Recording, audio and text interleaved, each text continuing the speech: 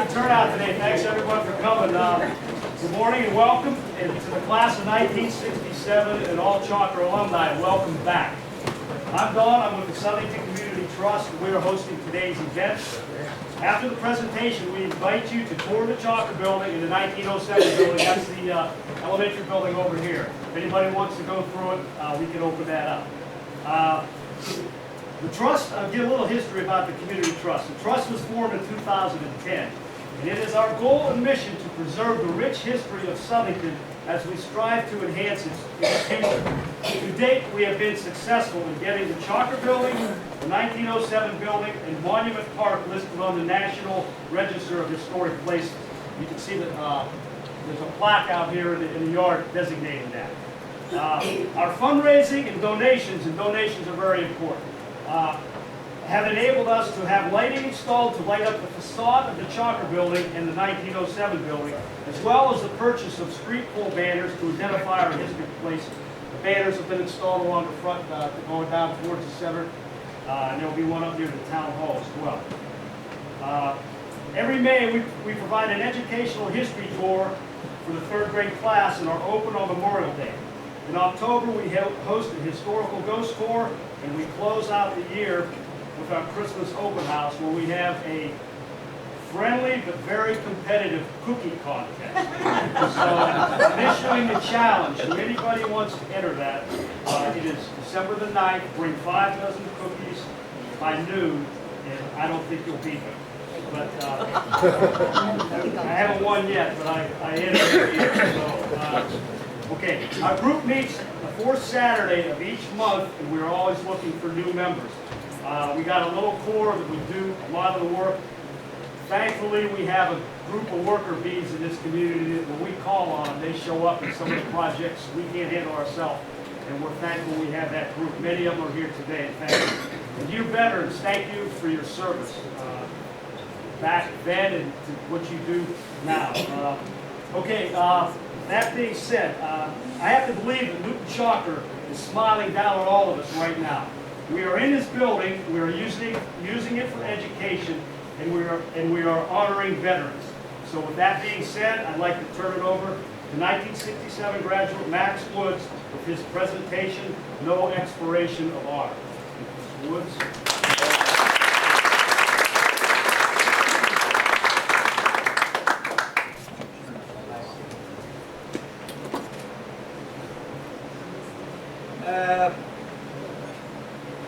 Couldn't have done this without the help of some of the lovely people in my home township that have helped me. I called Marcia Goff Phipps, and she asked nothing. She just said, "What can I do, Max, and when can I do it?" And of course, I've been beating on my brother Les from the very beginning. Used him for a sounding board. Don Strock, who just introduced, was kind enough to post the flyers around. I sent the flyer to Marcia, and she sent it back redesigned so that it was readable. That was a great help. I couldn't get my pictures to work, and I was at the mixer last night, and I said to Frank, "I can't make my pictures work," and Frank said, "Well, just pull them into paint. It's got a compression facility." So at 2 o'clock this morning, I started adding more pictures. So that was a great help. Thanks, Frank. Superintendent Nero at the school was kind enough to not say anything, just loan me this projector. So in terms of the presentation itself, the standard disclaimers, I'm sure there are lots of inaccuracies, and I did the best I could. The veterans are the editors. They decide what they're going to offer. Some say a lot, and some say not so much, and it's up to them. This goes about an hour, I think. I think if I go any faster than that, it's going to lose. I'll hang around afterwards if there are any questions. The veterans may also help you with questions. A number of them are here. And I put some memorabilia on the table, and we'll refer to that as we go through. Wonderful to see you all. other than close family, some of whom are here. My sister Enid is here. She's a graduate of this school in 1954, I think, and others.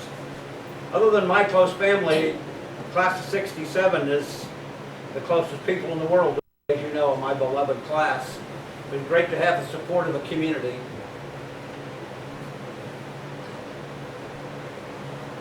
There's breaking news. This is all detailed to 14 people, but Tom Badonic just came in, so we have to increase it to 15. He was an MP, had good duty, good service in Vietnam, and in fact went back. Had an extended tour. So in addition to Tom, Bob, Eddie, that's Bob Bellica, Eddie Campana, Curtis Cooper, Al Jaskowitz, Les Strzok, Mike Gilligan, Denton Moran, Rick Davis, Frank Gillespie, myself, Pat Jones, David Jenkins, Will Dawson, Freddie Wagner. And among that group, 4 sergeants, Les, Mike, Frank, and David, all 4 services, Air Force, we had a sailor, Willie was our Marine, the rest of us were Army, 2 Purple Hearts, one of which is deferred, and I'll talk about that. At least 5 Bronze Stars. It seems very likely to me that Willie Dawson may have had a Bronze Star. It seems very likely that David Jenkins may have had a Bronze Star. I don't know, but that's an incredible record. Mike Gilligan completed jump school. He's our paratrooper. He didn't jump in Vietnam. It wasn't much of a theater for jumping, but he is a paratrooper. Rick Davis, Jim Davis, but Rick Davis to me, to us, was a combat engineer. Les Strzok was a Ranger, LRRP, LRP as it's called, Long Range Reconnaissance Patrol. A reporter for the Stars and Stripes, Al Jaskowitz. A Special Operations Sergeant, Frank Gillespie. A Marine Corporal that I referred to. 2 decorations for valor, Denton Moran, and another that the veteran absolutely, even though I was jumping up and down and yelling, will not allow me to identify. They brought us honor. Here are some pictures. I'm going to talk about the war very briefly. We could be here all day talking about the war. Our government was led by fools and idiots with infinite power, presented us with a situation that was so bizarre that you can't believe that it ever happened, full of death. Citizen soldiers, no volunteer army, forced to go. We didn't run. We attacked a peaceful, medieval, beautiful, quiet country. Ho Chi Minh had tried since Woodrow Wilson was president to reach a rapprochement with the United States. He's continued that in Paris. He worked very, very closely trying to reach a conversation with Harry Truman. Harry Truman wanted to work with the French. We know what happened with the French. We were confronted by an extremely resourceful enemy. They made us pay a price in blood so high that we finally left. We came home to a country which forced us first to put on a uniform and then forced us to take it off. Regardless, what runs through this is a strain of patriotism and duty that's so strong that, as Terry Stewart wrote in his beautiful letter to me last week, Eddie Campana could have sat out the war because of his epilepsy, and he was so determined to serve his country that Terry and Curtis and Pat and Bob got him through basic by hiding him under a tree one day when he had a very bad seizure. I don't know how they ever got it past a drill sergeant. The drill sergeants have eyes in the back of their heads, they see everything, but somehow or other. Outside on the monument is a herd and a goth, a strock and a chocker. After those names, the initials OVI. A lot of you know that that stands for Ohio Volunteer Infantry. 105 years later, we had Ohio Volunteer Infantry. There is a flag flying beside the monument. We lived with that roll and that curl and that snap in that wind for 12 years. Every one of us in this class, every one of us who attended this school knows exactly what I'm talking about. We knew it was important. We didn't know everything it meant. You are here with me today because we have common cause.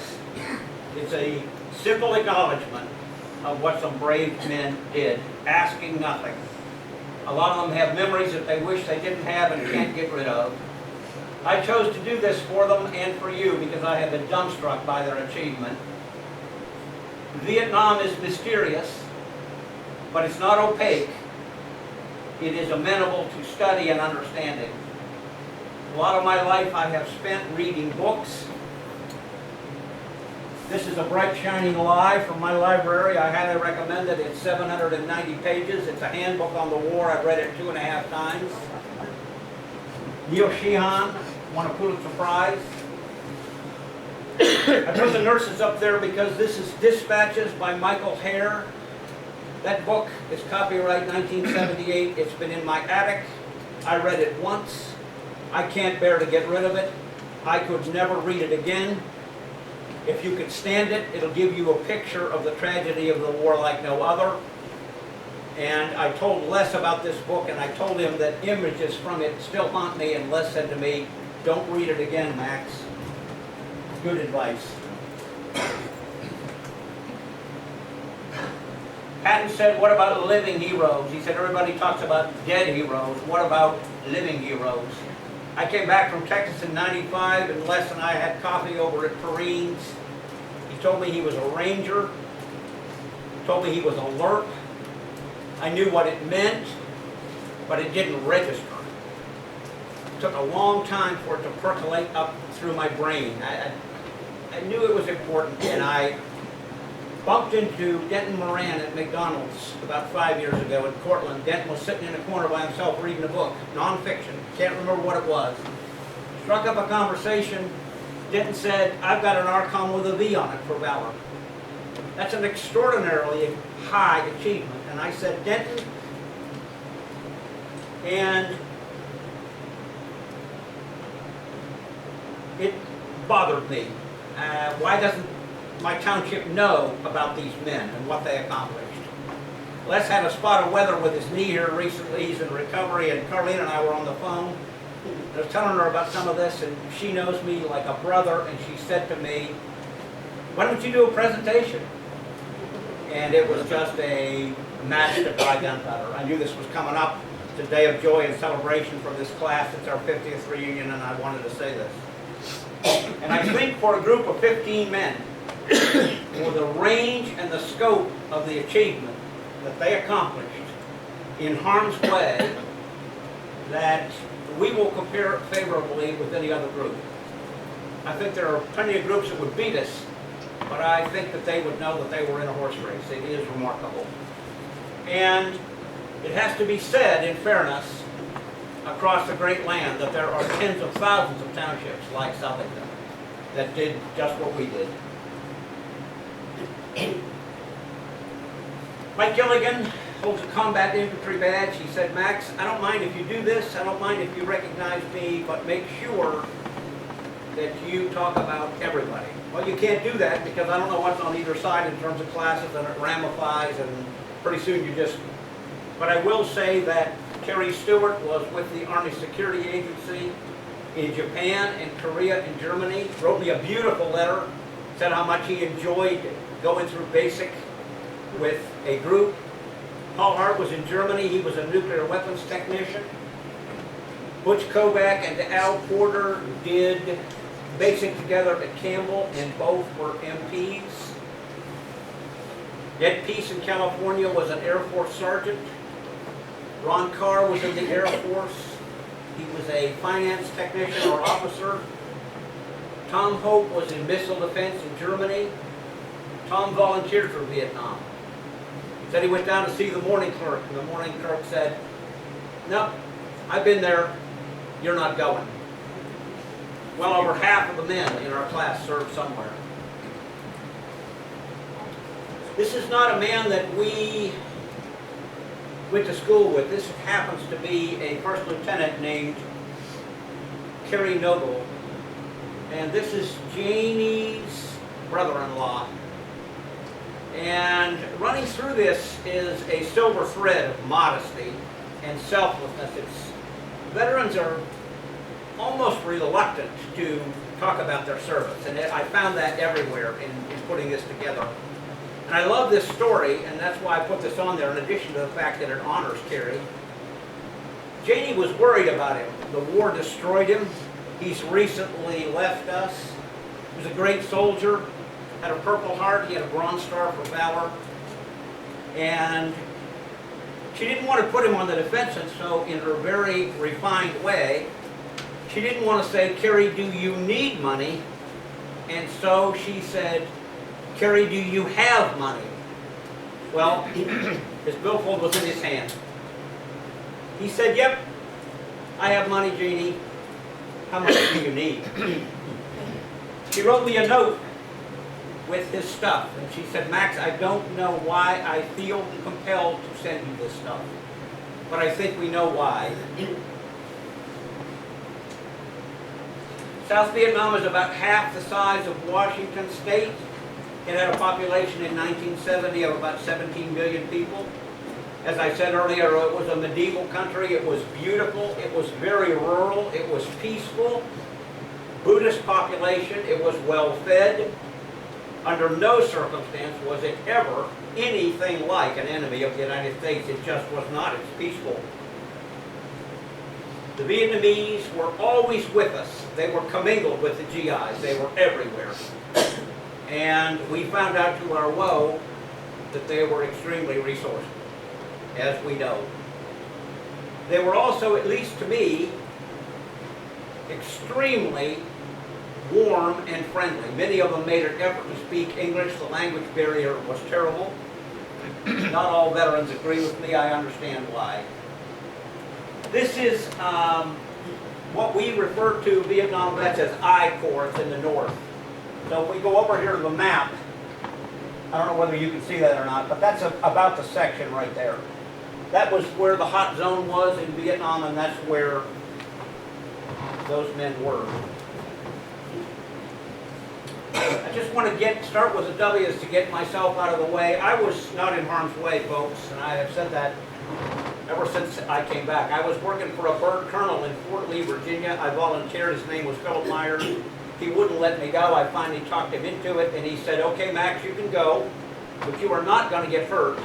And so he put me in that office. That is MACV headquarters. That is the cushiest duty station in Vietnam. I was not in harm's way. And the reason it is because that man, Creighton Abrams' office, was right there.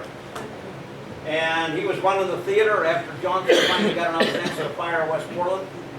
We saw General Abrams almost every day. I carried a piece of intelligence into his office one day. It was marked "Top Secret, SpeedCat, Exclusive, Eyes Only for General Abrams." I wasn't even cleared to carry it, but there wasn't anybody else there. I was shaken.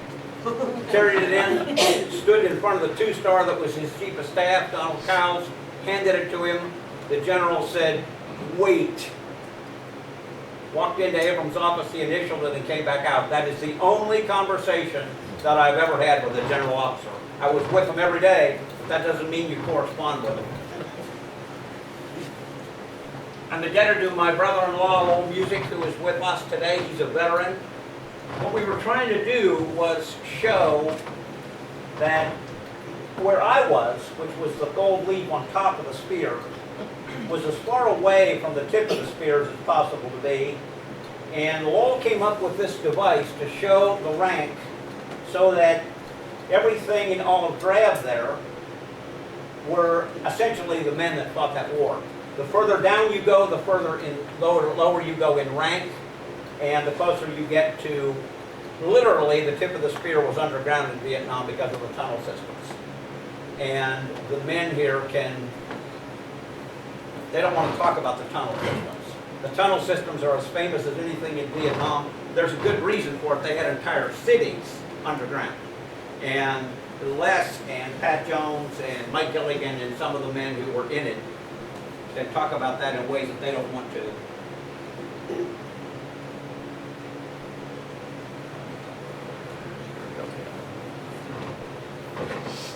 Some of this may get hard for me.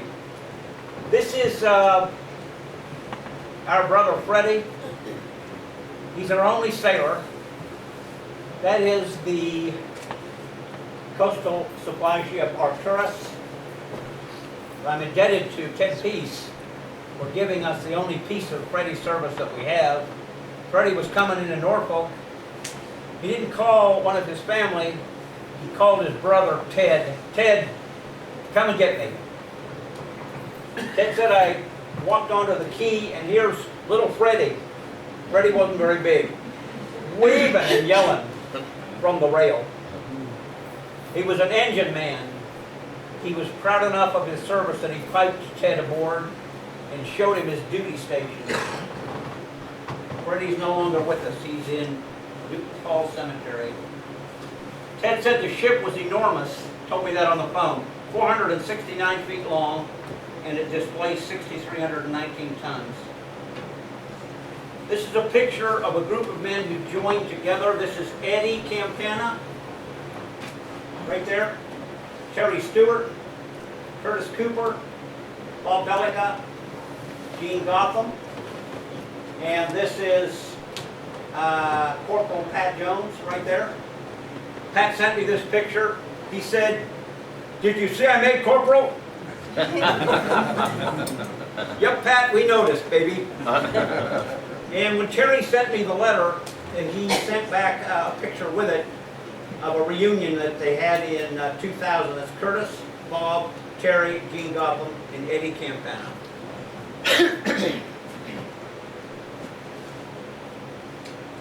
Bob gave me this picture, Landing Zone Sharon, Bob Bellica, Eddie Campana, and that is right there. It's by Quang Creek, way, way, way up by the demilitarized zone. It's the site of a night mortar assault during which Bob and a buddy. So what Bob was doing with Eddie was stringing telephone wire. He had bunkers on the perimeter. He was a tactical wire operations specialist. They'd go string the wire so they could talk by telephone. And they got involved in a pretty good firefight. And Bob, on the way back, well, what he did first was take radios to replace the telephones. The headquarters tent would be screaming, "We can't talk to that perimeter." Bob and a buddy were in harm's way to try to restore those communications. Managed to do it. On the way back, Bob tripped over an engineer stake in the ground in the dark and really sliced his leg open. Broke his glasses, and no fun. So he gets back to the tent, and he says to the medic, "Well, here's my leg." The medic's sewing him up. He says, "Bellica, I'm going to put you in for a Purple Heart." And Bob said, "Nah, that's okay. Give it to somebody who needs it worse than I do." So, for what it's worth, Bob, I bought you a Purple Heart.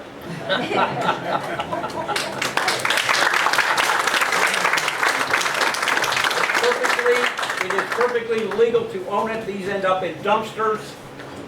You can't wear it because you don't have orders for it. You can tell people the story.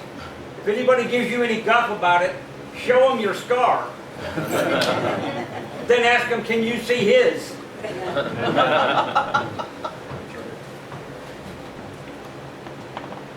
That's the telephone he was running. Call sign Scrapper.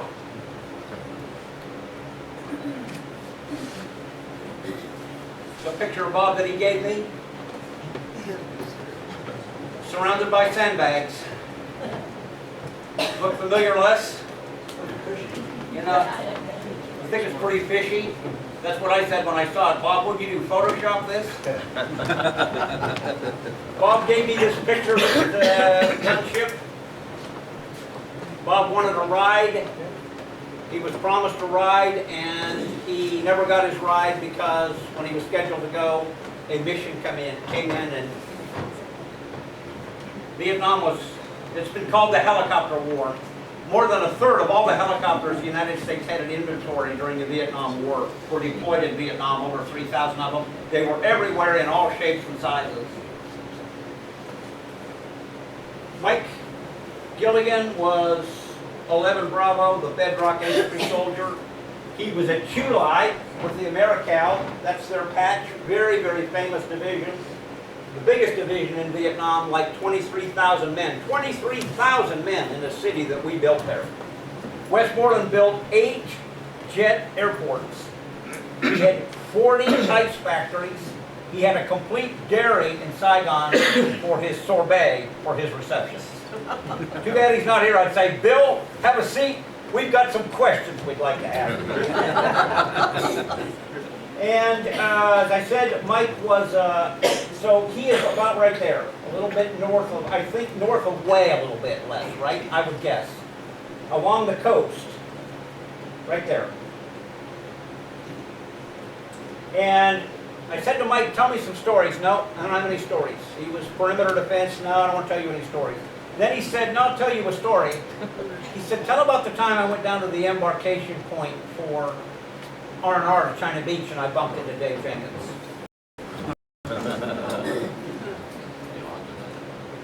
David was on landing zone Dottie. He was on 11 landing zones around the division. That's landing zone Dottie. No lonelier place than war. I was desperately homesick. You just die for somebody that you know. Bob told me about bumping into a guy one night who was from Southern Ohio. When you're 10,000 miles away, Southern Ohio is pretty close territory. He said they had a great conversation. So they went to R&R together on China Beach. This picture was given to me by Les. David was an artillery sergeant. He was serving that gun.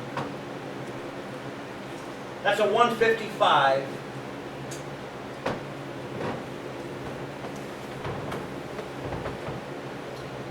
Not everyone who lost his life in Vietnam died there. Not everyone who came home from Vietnam ever left there. Frank Gillespie with us today. Frank still has trouble with his records in the Air Force. Frank gave me a ton of information, not all of which I have in this presentation because you just run out of space. Frank was in the secret war. We had 8 air bases in Thailand. Frank was on the one of the 8, Nakhon Phanom, that was never acknowledged. And he was keeping 10 of the biggest choppers in Vietnam, the Jolly Green Giant, running on the base. And he said to me, in his lovely home, he and Janet entertained me over there one afternoon about a month ago. He said to me, we'd be on the base, we'd get bored. Let's go for a ride. And he said we didn't know whether we were going to see beautiful country or get shot at. In Laos, in the secret war, right here, not in Vietnam, but right here, and Frank's base was right here. This is the Mekong River. It's the border between the two countries, and he was right about that curve. So he was in Thailand, but he could almost see the river. Is that right, Frank? Right on it. And they would be flying missions, and what he was doing with the big choppers was the same kind of work that Les was doing, in the sense that Frank was conveying reconnaissance patrols. We weren't allowed to have them. Put them down, insertion, and then extraction. He won a Bronze Star in this picture. He was so shy about it that he almost wouldn't show it to me. Great modesty. that chopper was forced down or shot down. The next morning, somebody said, let's go to the sandbox and fix that chopper. And so in that sand, imagine, they hung 2 new T-58 jet engines, made the bird airworthy, and the local friendly troops were telling them, you guys better dee-dee mow, you better get out of here. We know that there are at least 2 enemy forces converging on this position. So Frank and his buddies, and it's all written up in a beautiful story, get the engines on the chopper, it goes into the ground, they start doing tests above ground. It's running fine, and the colonel that's driving it, who was a light colonel, takes off for the base. 5 men still on the ground, defenseless. They're carrying M16s, they're not going to get out of there. There was a sergeant that Frank says saved his life.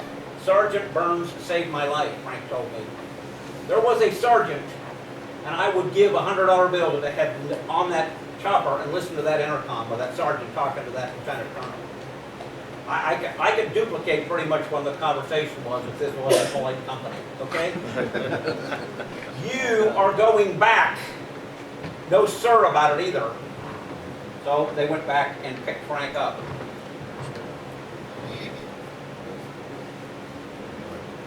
Same picture. I put this close up because what I love about this picture, I don't know whether you can see it, but here is a man, it might be Frank. Frank, is that you? Yes. It's you? Yes. It's gotta be. Yeah. Knowing Frank, that's gotta be Frank. He's standing on top of the chopper in the middle of nowhere, trying to hang a jet engine. He's got both arms up in the air, no shirt on. Look, Ma, secret war. It was not. No hands.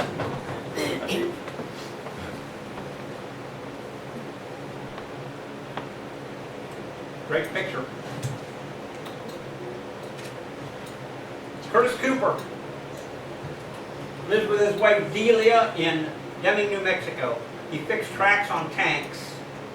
And he and Rick Davis, who is with us today, did not know that they were together in Vietnam. They were a few miles away. They had grown up together about a mile apart on Barclay Messer Lake. And I told Curtis where Rick was, and Rick said, Curtis said, tell Rick I said hi. So, he also told me, this is part of the range and the scope of what I keep talking about. Curtis said, after I got out of Vietnam, I went to Japan and was helping take care of wounded. So, it's amazing. Hey, Max. I also ran into Curtis at the PX in Germany. We'll talk about it. It was a small world. Small world. And what a meeting it must have been, Tom, Yeah, right? yeah. Rick Davis is a combat engineer. Probably the most unsung profession in the military. Nobody knows too much about him. And what Rick was doing was running a dozer. And he ran it for a long, long time. Westmoreland was handed the finest civilian army in American history, and he squandered it. You notice that Rick is wearing a .45 sidearm that's not usually authorized for enlisted men. Nobody was about to tell Rick he couldn't have it. These dozing sites like this, he was clearing tunnels. Rick could tell you for a long, long time everything that he was doing. He put 1,800 hours on a brand new D7 Caterpillar. That's unbelievable to me. War never ends. It's a 24/7 business. It just keeps going. The enemy doesn't go to sleep. And Rick told me that one of his greatest fears was running over one of these landmines. You can't really see that all that well, but that is 40 pounds of TNT. 1,800 hours sitting and wondering. And that wasn't enough for him. He knew he could get an early out. He said, I hated the duty in Vietnam, but I hated the Army stateside worse. He went back, spent another 6 months or so, Rick, like that, right? And one of his buddies, Bud Steinmetz from Akron, drove over one of those mines, and he had that much iron between him and that mine. He lives in Akron and he's got shrapnel in his lungs and his brain. It almost, Rick said it didn't quite, but it almost. One of the things that may not have occurred to Rick or to Curtis is that they were in 3 Corps with me down here in Saigon. Right here. They were right around Saigon. One of the men they were protecting was Max Woods. 2 divisions. I told you I was in a safe place. Thank you, Rick. Thank you.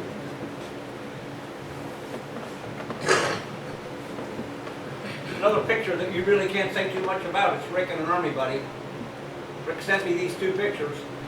That's a 50 cal machine gun belt. 50 cal, .5, half an inch in diameter, the round. Notorious weapon, famous weapon.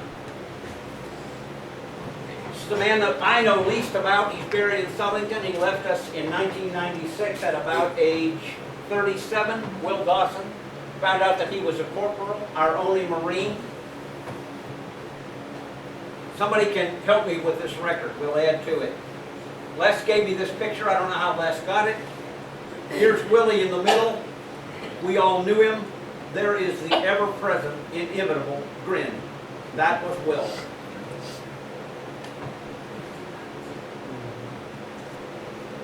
Maybe the most surprising soldier in this group, I don't know. One of the veterans that I told about Al Jaskowitz said to me, I said, you know what Al was doing over there? No, he was a reporter for the Stars and Stripes for the Daily Ivy coming out of 4th ID, 4th Infantry Division, and other newspapers. One of the veterans that I told that to said to me, I would have thought Al Jaskowitz would have been a cook. Who knew? I'm indebted to Jeanette Miller, his widow, who is with us today, for giving me the information about Al. He was pretty famous. I've got examples of his prose up here for you to look at afterwards. He holds an Army Commendation Medal. He holds a Bronze Star. He traveled all over from the DMZ with at least 2 divisions. I've got 1st Airborne and I've got 4th ID there, but I think he was also with Bob Bellica's division, 1st Air Cav, because he was an on-K from the DMZ to Saigon, at least, all over the country. And as I say up here, more than just a pretty face, right? He was involved in at least 1 night assault that we know of. I've got some details that Jeanette has provided me that I haven't gotten through yet. Pursued his calling to become a Catholic deacon, beloved, at least 2 churches. Jeanette told me that their firstborn daughter was born in Rotterdam. She said, we loved that duty. And then she said, I miss Al so much. This is the man who stuck with me for 5 years. Denton Moran holds a ARCOM. It's got a V on it for Valor. Sorry. And I told Denton, I said, Denton, I got an ARCOM from Vietnam too, but mine doesn't have a V on it.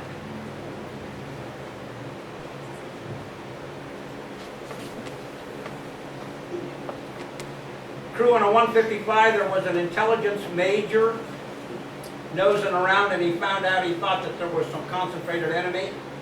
And he said, Denton said to me, he said he took a 3-gun battery and turned it into a probe. That's the round. That's what comes out of the end of the barrel. It's a little bit longer than that. It's 6 inches in diameter, 155. It weighs 95 pounds. Full of high explosive. Less than some of the other guys could set one up in the park here. We could start shelling the courthouse probably.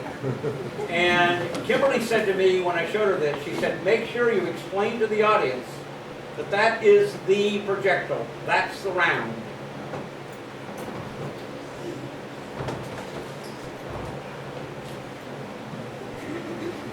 Anyway, they probed and they found Denton said he didn't know how many. He thought it was a regular NVA regiment, maybe 1,000 men. And I said to him, it must have gotten pretty warm. And he said, Max, it got pretty dicey. He said, if I'd have been an officer, it would have been a Bronze Star for valor.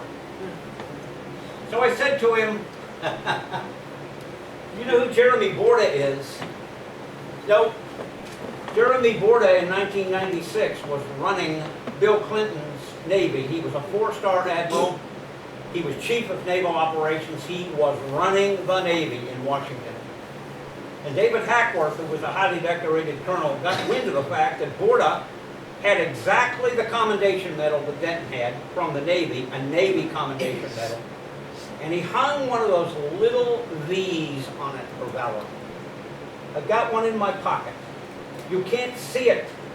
It's really small, but Borda had to have that V. It was stolen valor. And Hackworth got a hold of his buddies at Newsweek. They started to send some reporters. Borda went home and took his .45 and put it to his chest. I told Denton that's what that V means. Based on what the veterans have told me, Pat may have been hurt worse than any other man in this group. He had both kinds of malaria.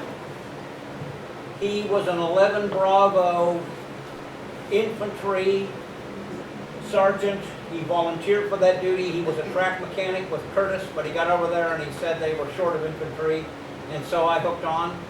He was 18 and a half years old when he got there. He was so badly wounded by shrapnel on one of his legs that a guy 15 feet away from him was killed. He was in the hospital in Cam Ranh Bay for weeks. He woke up one night and was fighting a battle in Vietnam and hit his wife beside him so hard that he gave her a bloody nose. She has polio. He's taken care of her for his entire life. She woke up and said, Pat, what did I do wrong? Did I do something wrong? Pat went the next day to a VA psychiatrist, signed himself in, and was under lock and key for 3.5 months trying to sort out whatever problems he had. He sent me a ton of pictures. 3 men hold a combat infantry badge. Les, Mike Gilligan, Pat Jones. Got a Bronze Star, rescued an APC. That was actually taken by a man in his unit, and that means that the topography there is very accurate. They went to recover it after the crew was medevaced. The kid on top fired on that 50 cal right there. You saw the ammunition for it in Rick's picture. And they were in elephant grass, and the kid yelled to Pat, screaming at him, under fire, stop. And I said to Les, give me a scenario. And Les said, well, it could very well be that the elephant grass was cutting the kid's face. He couldn't see because elephant grass is very high and very sharp. Pat jams on the brakes, at which point in time, the rear hatch falls open. And a kid who was a forward observer in the firefight the day before jumps into the back of the APC. And Pat said, it scared the out of me. He said, it's a wonder I didn't shoot him. We got back and he got his decoration. I want to tell a story that's my favorite story from the last 2 months. It's a picture that Pat sent me wearing a St. Christopher medal for protection. And he and a squad, 4 men, with a sergeant, all infantry riflemen, were on Highway 40 between Pleiku and Kontum, right there. Some of the toughest fighting in Vietnam. Ia Drang Valley, famous, famous battles. And they're patrolling on Highway 40, which is nothing but a dirt track, and a little girl steps out in front of them, stops them, stops the squad. And if you want to find out if a guy is faking about Vietnam, ask him about the number system. Vietnam only had 2 numbers. One was number 1 and one was number 10. You were number 1 GI if you were good. You were number 10 GI if you were bad. There is not a Vietnam vet who doesn't know it. And the little girl pointed to a black spot in the road ahead and said, "That's number 10 GI." And she had seen a Viet Cong cadre put an American captured hand grenade upside down on its pressure handle. I should have had a picture of one. It's got a long pressure handle, and it sits on that handle. It's spring-loaded. You pull the pin and you throw the grenade, the spring handle comes up, and it has a delay fuse of what, Les? What's the delay on the grenade? 10 seconds? It can be set. 8 seconds. It's going to go off. She had seen a cadre bury that grenade, and she must have been a genius. She wasn't very big. I know from study, you can read it in those books, that the Vietnam cadres would mercilessly murder kids. Somebody sees her collaborating, she's gone. So she must have picked her spots. I don't know who it was, but I suspect it was that little girl. It's the finest picture that I've seen so far. I love that little girl. The man that put her on the site loved that little girl. That hat that she's wearing would do well, I said up there, on any Parisian fashion runway. Pat has a grenade in his hand. He puts the pin back in. He disarms it.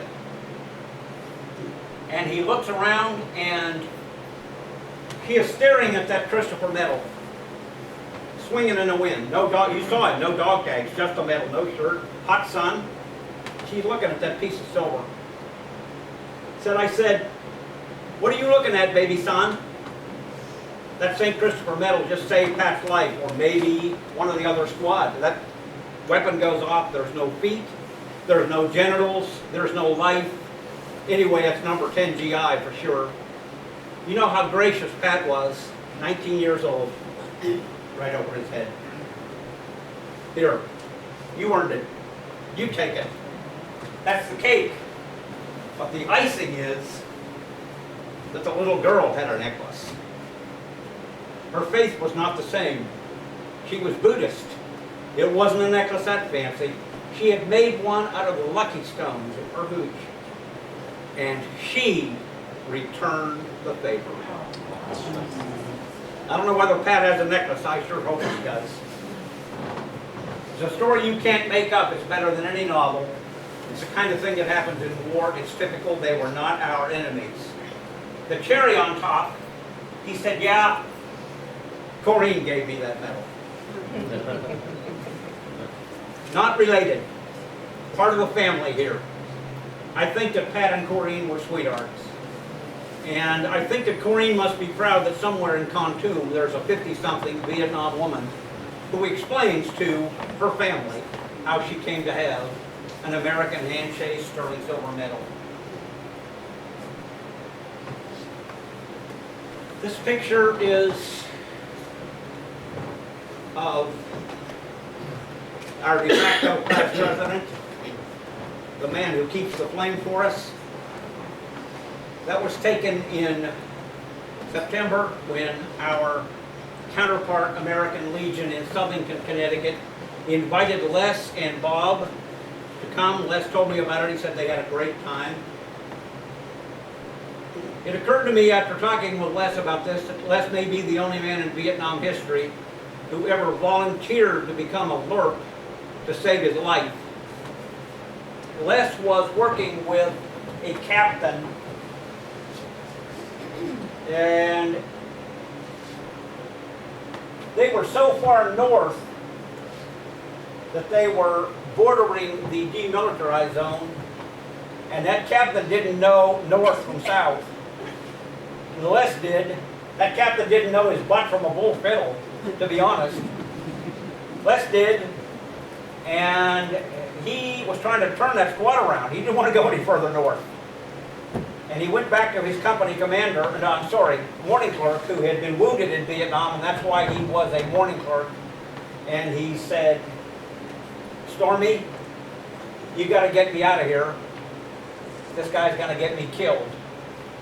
And Les became a LERP. I don't know how LERPs get out. You don't go behind an enemy line for 5 days with 4 men. It can't be done. Here's Les, a picture he gave me on landing zone Sharon after Bob's unit left. Les took over, driving a 50 caliber machine gun. It's called the Mad Minute. They would suspect an enemy concentration. They would concentrate firepower on it to flush it out. Les looked at that picture and he said to me, we would get back from a work assignment and we would be allowed to rotate with one of the guard duty companies. He said after work duty, it felt like a vacation. I put that patch on there. You can be around Les as long as you want to. I have never seen him with any indication that he's a Ranger. Nobody can be a Ranger. The SEALs are better at selling themselves. The Rangers have the toughest school there is in the military. You can be 3/4 of the way through Ranger school when they're waking you up at night after you hadn't had anything to eat and you're carrying 60 pounds. And a Ranger may wake you up and look at you and decide that after 2/3 of the way through school he doesn't like you, and he will wash you out.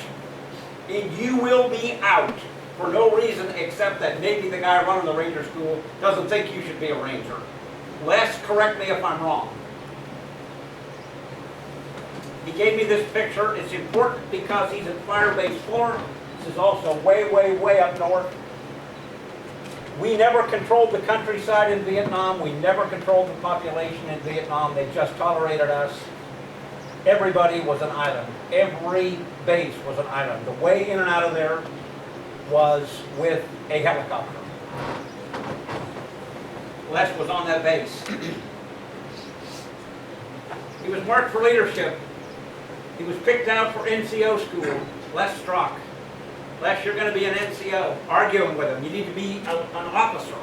You're not going to be an 11 Bravo grunt because you're going to get killed. We need you. I asked him, did you ever lose a man? Never lost a man. It's an impossibility. Very proud that he never lost a man. Probably more proud of that than anything else.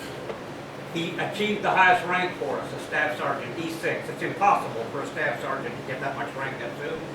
And he holds a Bronze Star and a Combat Infantry badge, and I don't know what else, because he won't tell us.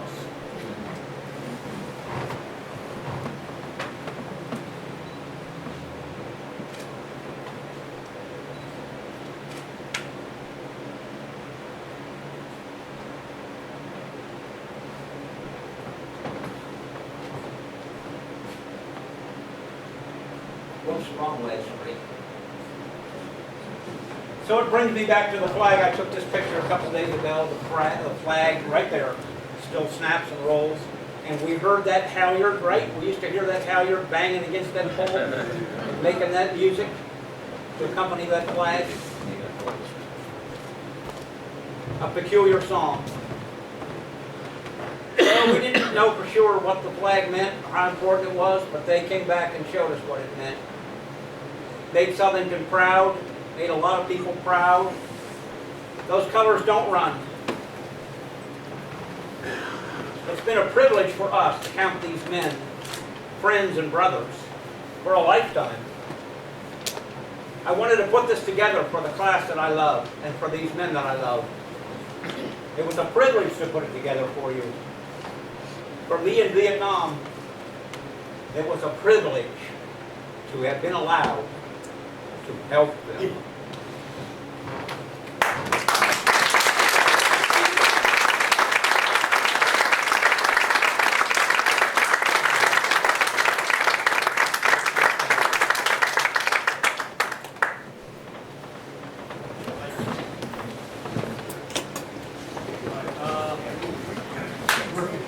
Thank you.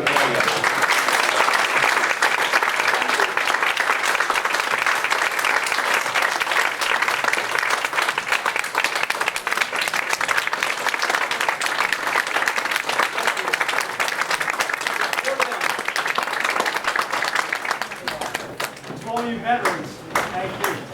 Appreciate it. That concludes our presentation, and like I said earlier, the Chalker building will be open. If anybody would like to go to the 07 building, we'll open it up. You can take a trip upstairs and look. It's under construction, I'll tell you that. We're in the process of getting to where we can utilize it in the future.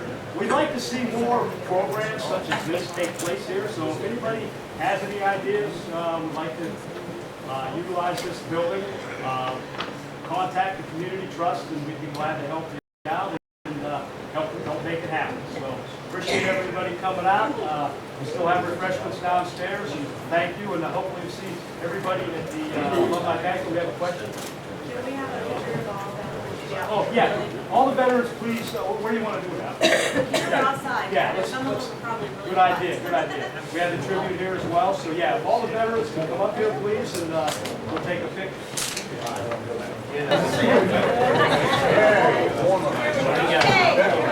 everybody? Gonna back up. Okay. Everybody got the cameras? That's good. Right here. Look up. Good. Okay, who else? Okay.